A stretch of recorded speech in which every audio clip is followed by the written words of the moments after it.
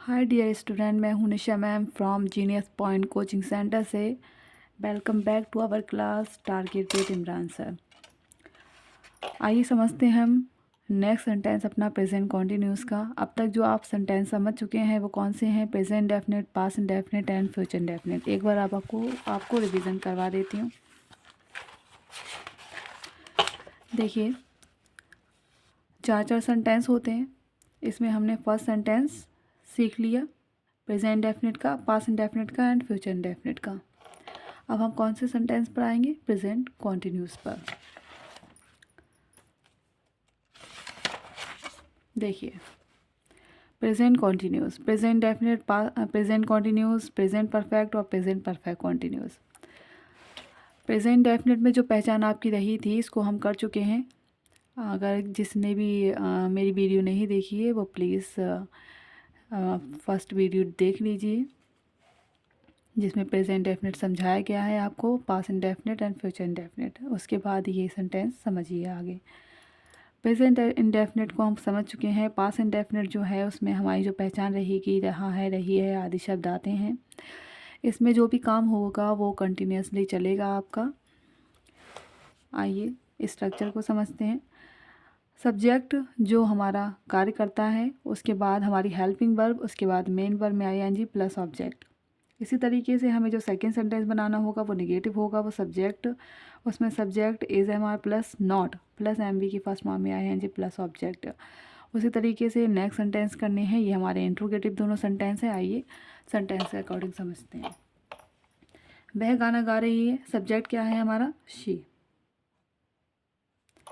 She के बाद हमें क्या यूज़ करना है? Is am are. एक चीज़ और आपको समझा देती हूँ, अगर सिंगुलर करता आपको नहीं पता है तो सिंगुलर के साथ हमें क्या लगाना है? इज। प्लूरल के साथ हमें क्या लगाना है? आर। स्पेशली आई के साथ क्या लगाना है हमें? एम। ये इतना याद रखना है हमें। आइए, लिखा है शी, शी के साथ हमें क्या लगाना है? Is. She is. Main verb क्या है? गाना गाना, सिंग, और सिंग में जोड़ेंगे आईएनजी। ठीक है, ए सॉन्ग। आइए नेक्स्ट सेंटेंस समझते हैं। Subject is am are plus not. तो इतना तो समझ चुके होंगे, इसमें केवल नॉट आया है तो ये निगेटिव है। शी, उसके बाद इज़, उसके बाद क्या है हमारा? नॉट। नॉट लगा दिया हमने, सिंग में आईएनजी जोड़ दी, ए सॉन्ग। आइए नेक्स्ट समझते हैं। जैसे कि मैं पहले भी आपको बता चुकी हूँ कि अगर सेंटेंस में इज़ एम आर अगर सेंटेंस में क्या क्यों कैसे बीच में आता है तो हम उसकी अंग्रेजी लगाते हैं। इनफैक्ट अगर सेंटेंस में स्टार्टिंग में क्या क्यों कैसे आता है तो हम उसकी अंग्रेजी नहीं लगाते हैं, और अगर सेंटेंस के बीच में आता है तो हम उसकी अंग्रेजी लगाते हैं। तो समझते हैं, क्या क्यों कैसे स्टार्टिंग में आ गया तो हमारा रूल तीसरा क्या है? इज़। हमारा जो सब्जेक्ट होगा वो हम सेकंड पोजीशन दे देंगे सारे सेंटेंस की तरह। फिर हमारा सब्जेक्ट आ चुका है, इसके बाद सब्जेक्ट आ चुका है, मेन वर्ब रह गई है हमारी सिंग, और सिंग में हमने जोड़ दिया ING, a song. Next number 4 देखिए, क्या लिखा है? सब्जेक्ट के बाद केवल नॉट, इज, शी, उसके बाद मेन वर्ब में आईएनजी, नॉट लगाना तो भूल ही गए हम। तो इसके बाद सब्जेक्ट, सब्जेक्ट के बाद नॉट, उसके बाद एम बी की फर्स्ट फॉर्म में आईएनजी,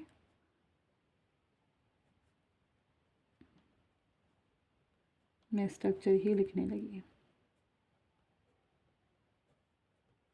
नेक्स्ट ये देखिए, क्या क्यों कैसे अगर बीच में आएगा तो हम उसकी अंग्रेजी लगाएंगे। तो क्या क्यों कैसे बीच में आ गया?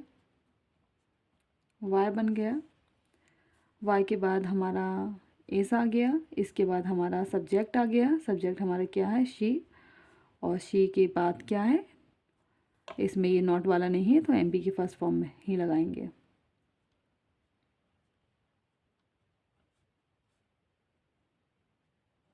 Song, question mark. उसके बाद देखिए जो लास्ट सेंटेंस है उसमें क्या लिखा है, वे गाना क्यों नहीं गा रही है। तो ये हमारा जो सब्जेक्ट है, सब्जेक्ट के बाद हमें नॉट लगाना है। वाई इज़, उसके बाद शी, उसके बाद नॉट, और मेन वर्ब में ING। A song. I hope कि आपको वीडियो समझ में आई होगी, सेंटेंस समझ में आया होगा। Okay, thank you.